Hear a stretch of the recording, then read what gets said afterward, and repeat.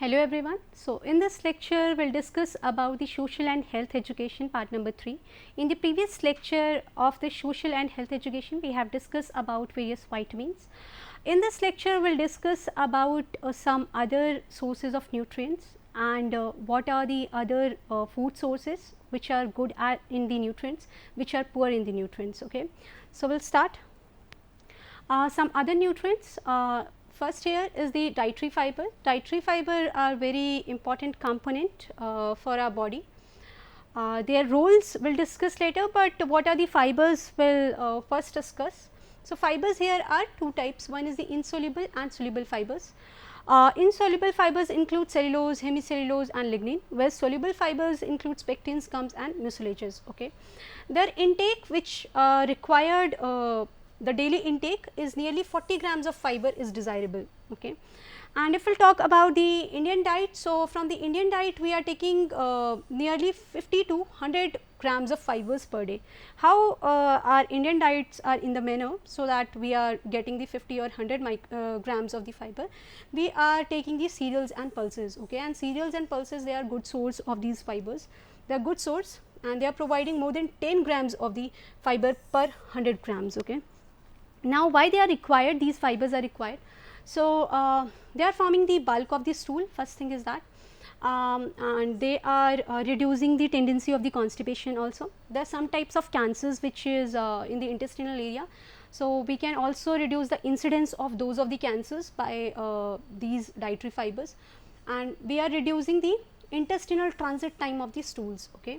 So, which is reducing the toxicity also. The mutagen synthesis, it is decreasing, the free radicals which is formed, which are forming the cancer. So, these are also reduced by the intake of the fibers. Now, I think you get to know about why the fibers are important for our body. So, they are also reducing the colonic polyps. Okay. So, the mass formation, okay, which is very painful. So, the mass formation, we can also reduce those mass formation and invasive colonic cancer.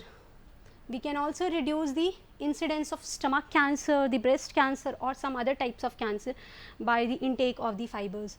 Okay. If we are taking the fibers, they also are reducing the cholesterol levels. Okay. So, this is also directly related with the reducing the incidence of coronary heart diseases. Okay. Same, they are reducing the incidence of CHT and they are also reducing the blood levels of glucose and cholesterol. That is why they are important to take, now used to manage the irritable bowel syndrome, which is an intestinal problem. Also used for another indication, diverticulitis. Okay. There is an inflammation in the intestinal area. There is another nutrient which is called as zinc. So, we have many marketed preparations in which the zinc is there. This zinc is very required for our body, and in the deficient condition what will happen, there will be the growth failure. Okay. There will be sexual infantilism, infertility will be there. Okay. This zinc is required for immunity. Okay. So, their deficient condition can lead to impair immunity, insulin synthesis will be reduced. Okay. And this wound healing. Okay. Wound healing is requiring the zinc. Now, zinc deficiency will leads to delayed wound healing, there is a loss of taste, there is a liver disease, pernicious anemia, because this zinc is also required for many of the reactions. Okay, in our body, many enzymatic reactions which are occurring, the zinc is undergoing all of these reactions.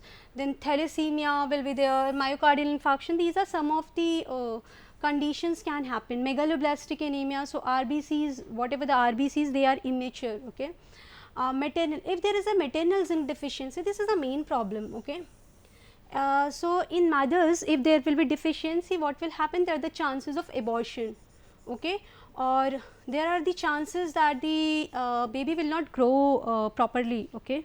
So, intrauterine growth retardation, this condition can also happen, low birth weight, preterm delivery. Then coming to the eggs, eggs are beneficial. Eggs, they are known as a good source of protein. Okay. And this egg has a good source of protein, that is why we have taken egg in a as a reference protein. Okay. This is taken as reference. Now see, an egg which is 60 grams, they are providing 6 grams of protein. There are some other things we can take out like fat, calcium is also there, iron, some amount of iron, cholesterol, then energy. Now egg protein is the best among proteins, it is NPU, net protein utilization. In the previous lecture I told you the assessment of proteins. So protein quality can be checked by net protein utilization, okay. The value here is the 96, thereby making it reference protein, okay. Now egg is the poor source, so we have discussed egg is a good source of protein, but in egg vitamin C is less and carbohydrate present is less, okay. So it is a poor source of these two things, vitamin C and carbohydrates. Apart from the these of the nutrients, we will talk about the milk, okay. So there are very type of milks, one buffalo milk, goat milk, cow milk, human milk, okay. We will talk about the content ratio, fat, proteins, lactose and energy. So we can find here the lactose quantity is high in human milk compared to the buffalo, goat or cow, whereas if we will see the fat, if we will see the protein, if we will see the energy. So these three things are high in the buffalo milk compared to the other one like goat, cow or human, okay. So we will see what we are requiring here. Now for the milk, the quality assessment, we are doing some test, okay. So test for pasteurized milk. So we should know what are the tests we are doing for checking the quality of the milk. So there are some tests like phosphatase test. Now alkaline phosphatase is one of the enzyme which is present in the milk, okay. So in the pasteurization we are providing a higher temperature to milk, so that the viable microorganisms we can kill off. So phosphatase enzyme, we are checking the levels of the phosphatase enzyme. The inactivation of this phosphatase enzyme, the temperature requiring for the inactivation is very much higher compared to the killing of those of the microorganism, viable microorganism.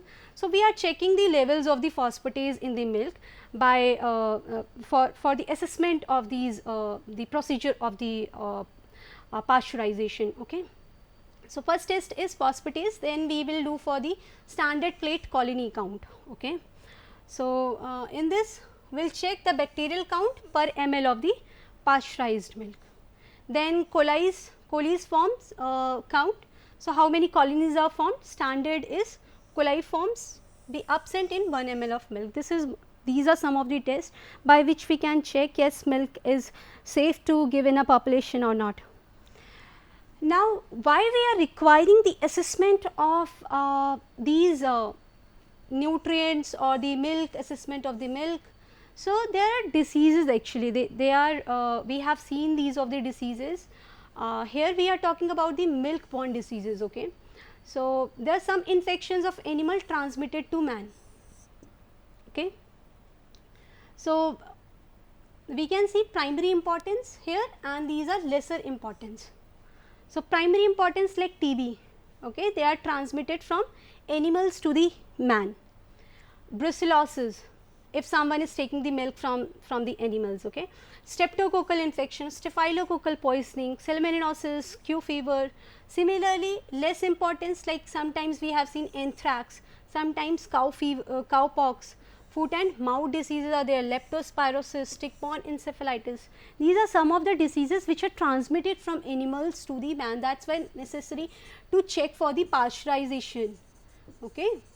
Similarly, there are some of the diseases which are not transmitted from animals to the man, but they are directly from the the infections which are primary to the man. If we are taking the milk, then there are chances that if it is not pasteurized, the microorganisms are present, there are chances that there will be diarrheal diseases, there will be typhoid, there will be cholera, E. coli infection, okay. That is why we are doing the colony counts also. Now the foods which are sources of the nutrients, and they are poor sources. We are talking here about the poor sources, okay. After that we will see the good sources of the nutrients. So milk, it is a poor source of vitamin C, okay, and iron. Meat, it is a poor source of calcium, okay. Fish, is the poor source of carbohydrate. Egg, it is a poor source of vitamin C and carbohydrates. Okay. These are some of the poor sources of the nutrients. Now, food items which are rich sources of the nutrients. So, we will see there is a halibut liver oil.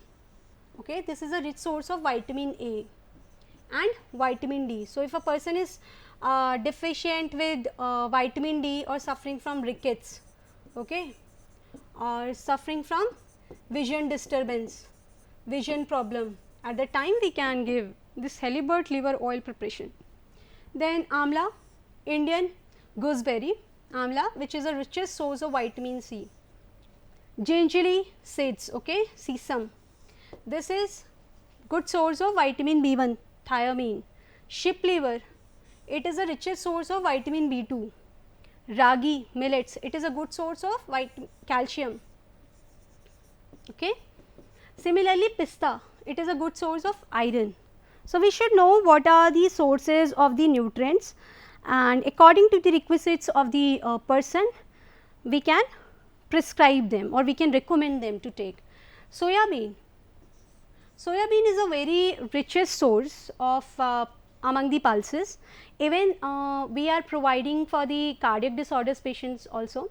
Okay, these soya bean, they have a good source of the proteins, 43.2% of the proteins, 20% of the fats and 4% of the minerals. Okay, so they have a very high nutritive value, proteins are very high in the soya bean. Okay, they have calcium levels, they have iron, vitamin B. Okay, NPU, if we will see the protein utilization value, it is 55. So, it is also one of the good source of protein. Okay. Similarly, if we will see the fish. Okay. So, fish, they are good source of vitamin A, they are good source of vitamin D. Okay. So, similarly, if a person is suffering from vision disturbance or a rickets, at the time this can be given, okay, especially the halibut fish.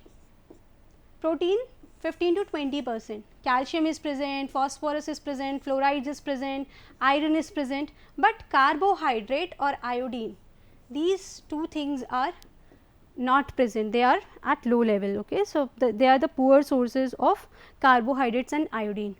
Now, we will see a next topic here is the food adulteration diseases. Okay. There are many marketed preparations which are coming and they are for the patients, so that they can take it and can be out of that deficiency.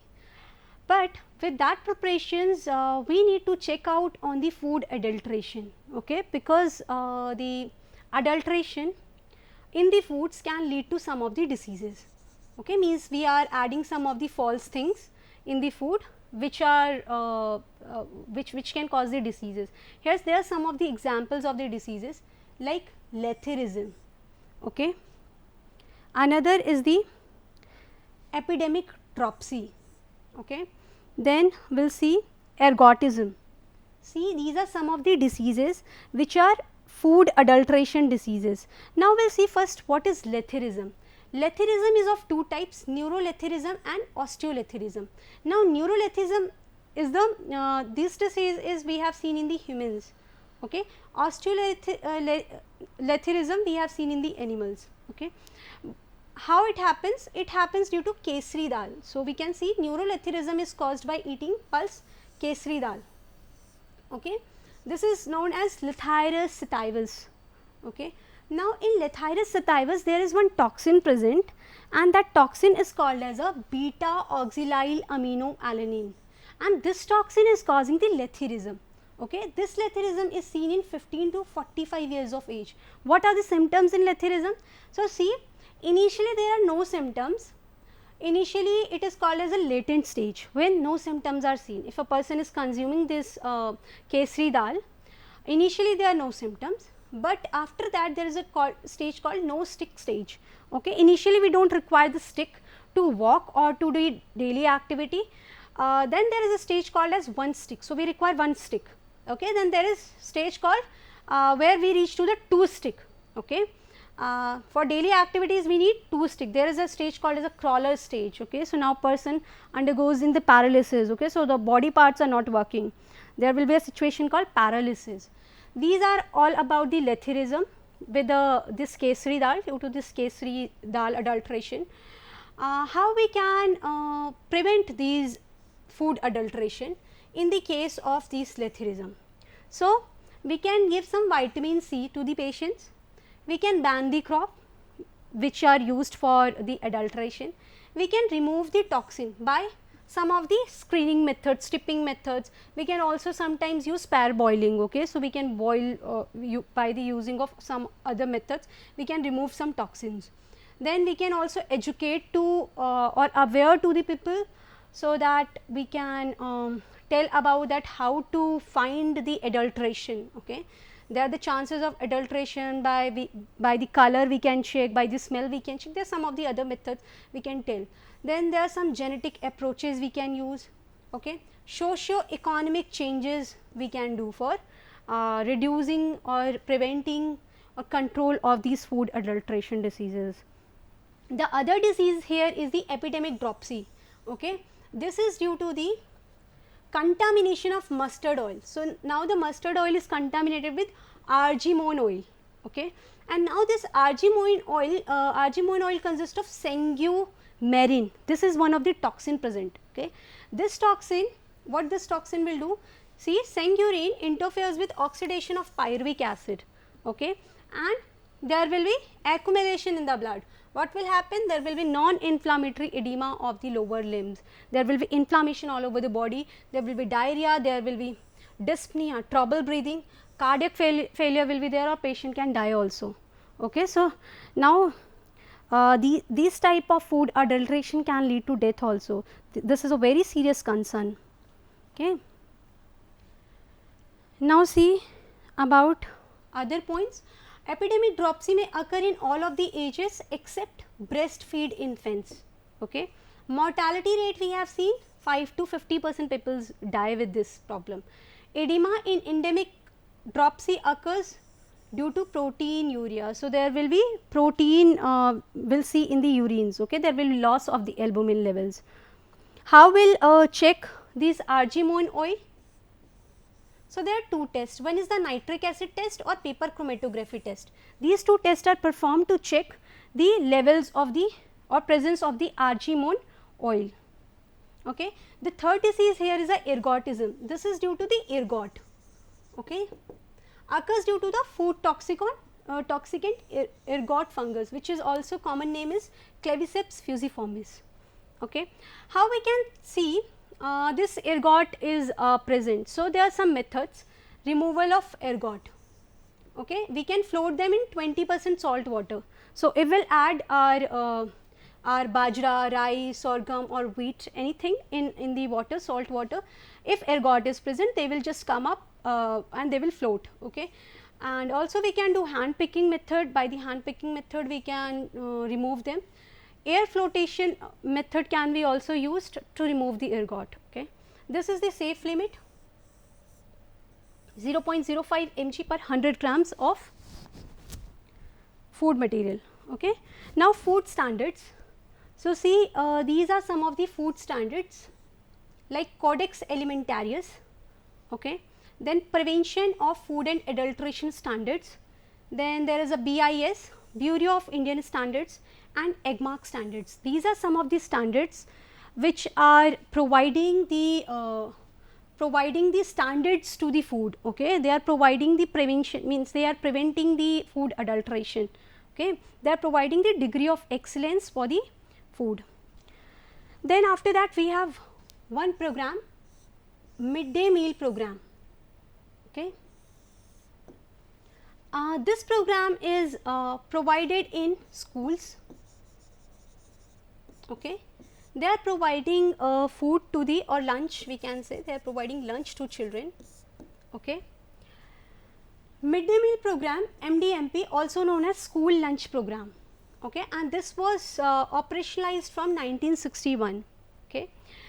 Its major objective was to increase the gross enrollment ratio of the children. Okay, to aware the children about the education. So, this is also one of the role they are increasing the gross enrollment ratio in the school, and also they are providing some feed to children's. Okay. So, see, the major objective of the MDMP to attract more children for admission to schools, means cross enrollment ratio, and retain them, okay, so that they can be educated by the means of this lunch program, so that literacy can be improved. Okay. The meal, this meal we are providing in a midday meal program, it is a supplement, not a substitute for the home diet, because we are just giving a small part of the diet. Now, see how much we are providing. The meal should contain 1/3 of the total energy, okay, and half of the total protein requirement. Okay. MDMP is being operationalized under the Ministry of Education. This is also one important point. And in this midday meal program, there is a one institute which is working here, is the National Institute of Nutrition, which is in Hyderabad. Okay. They have a view to providing the minimum feeding to the children's at least for 250 days in a year. Okay. So, this is also one view which is provided by NIN, National Institute of Hyderabad. Now, what are the other principles for formulating a meal under the midday meal program scheme? So, the meal should be, first of all, the meal should be supplement, it should not be substitute for the diet. Okay. This is also accountable for the small part of the diet. It should have 1/3 of the calories, okay, means energy we are giving, and means half of the proteins. Meal cost should be low. Okay. Complicated foods are to be avoided if we are preparing, so complicated cooking process should be avoided. We can also change the food day by day. Okay. Use locally available foods, keep changing menu frequently. Okay. So, these are some of the principles for formulating the food, providing the feeding to the children in the school. Now, nutritional status assessment. With all of the conclusion from the proteins, fats, vitamins, essential nutrients. Now, if we are providing all of these things, so we need to check on the nutritional status assessment. Okay. What is the nutritional status in the population? How will assess? There are some of the points. So, see, assessment of dietary intake, will do the diet survey. Now, dietary cycle, for how many days will take the this diet cycle of the of a particular individual. So, that will be weighment of the raw foods done over a period of 7 days. Okay. The data of 7 days will be taken. Now, the assessment of nutritional status, here is one, we have used a one mnemonic, CAFFAVE, okay, which means C is here clinical examination. So, we can go for the clinical examination, we will check the height, we will check the weight, okay. Then anthropometry, okay. In this also we will go for the mid arm circumference, okay.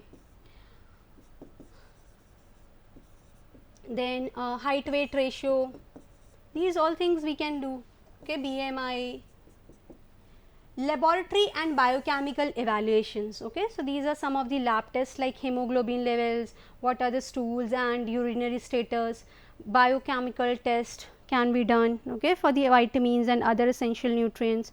Then functional assessment, see, assessment of dietary intake, okay. In this we will see weighment of raw foods, how much raw foods a person is taking, how much cooked foods a person is taking. Then we can also ask some of the questionnaires. These questionnaires can be open ended questions or closed ended questions. How much vegetables you have taken, how many times you are taking the vegetables, what are the other supplements with this type of food you are taking, what diseases you have, what are you feeling weak or not. So, these are some of the oral questionnaires methods by which we can check the dietary intake of the person, okay. Then vital and health statistics. In this, what will check?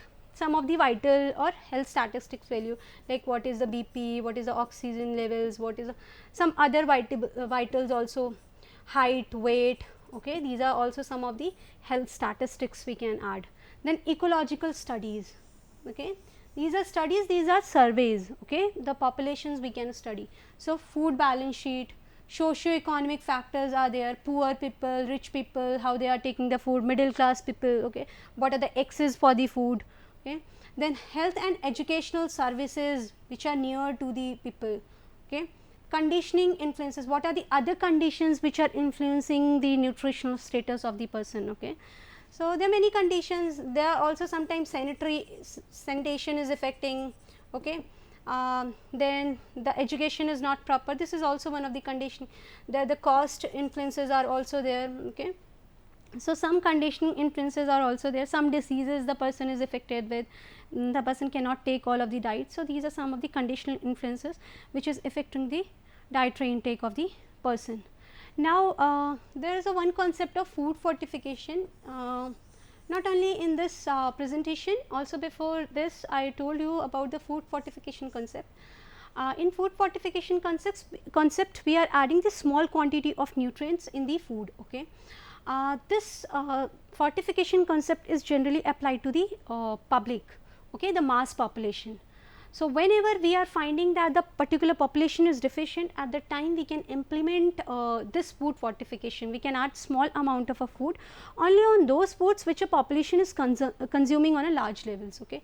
So, it is a public health measure where nutrients are added to the food. What are the examples here?